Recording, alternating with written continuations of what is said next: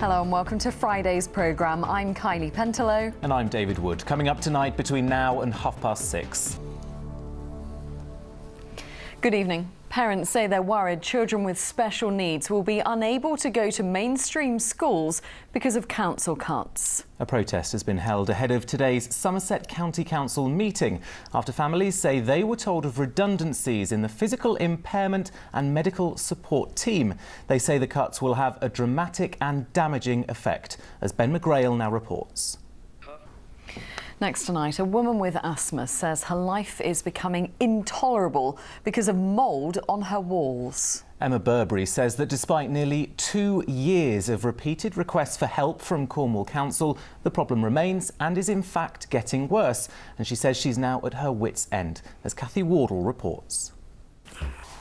Let's take a look at some more news from around the region now. And secondary schools in the southwest are more likely to be in debt than others in the rest of the country.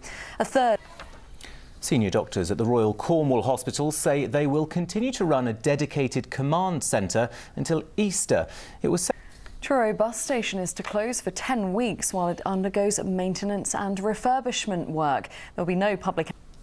Next tonight, hundreds of people took to the streets of Exeter today to show their support for university lecturers who are fighting for a better pension deal. Singer and campaigner Billy Bragg was there too, supporting tutors at the city's university. Victoria Davis has this report. And in response to that report, Universities UK says it's committed to finding a resolution to this dispute. The government is also urging both sides to get around the table. Now, Plymouth City Council insists that shutting 5 libraries and replacing them with so-called pop-up versions is working and was the right thing to do. Now, it's been 6 months since councillors took the decision, and our reporter Sam Blackledge has been looking at the impact on the city's readers. And you're watching ITV News here in the West Country with David and Kylie. Thanks very much for joining us this evening. There's still plenty more to come on tonight's programme before 6:30, including... And the ITV News continues with the national and international stories at 6:30. Here's Ranveer Singh with the details. But first, next on this programme, a couple from St Agnes say they are both taking time off to look after their baby. They say it's not easy, but it is working out well for them and their daughter, Juniper. Well, the government say that the uptake of the shared parental leave scheme could be as low as 2%. It wants more parents to try it, as Grace Pascoe reports. Now it's time to take a look at the sport, and Exeter Chiefs will be looking to add another bit of silverware to their trophy cabinet this weekend. They're up against Bath on Sunday in the final of the Anglo-Welsh Cup.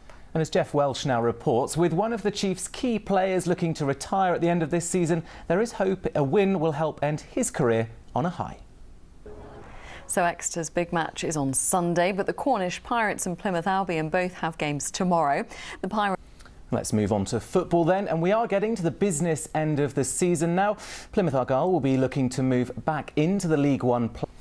Now, the weather is due to get very cold again this weekend. The weather forecast in a moment. So there's never been a better time to get a dose of sunshine. And as the new series of hit ITV drama The Durrells returns to our screens. It's set in Corfu back in the 1930s and tells the story of Louisa Durrell, who uproots her family from the UK to start a new life abroad. Well, Matt Price, we sent him to the sun, didn't we? He reports now from Greece.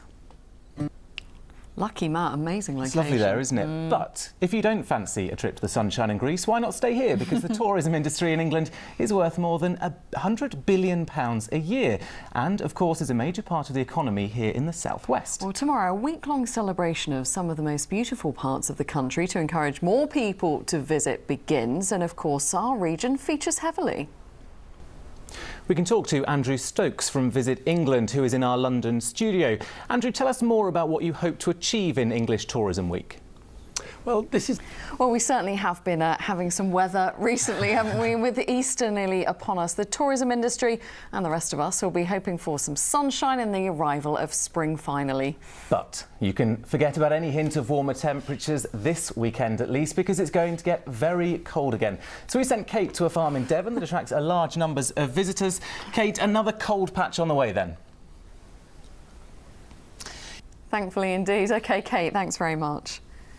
And before we go, let's just give you a reminder of the main headlines here in the West Country this evening. And that is just about all we have time for. So goodbye from the two of us. I'll have the latest for you at 10:30. But now I'll hand you to Ranveer Singh as the ITV News continues. Have a lovely weekend. Bye-bye. Bye-bye.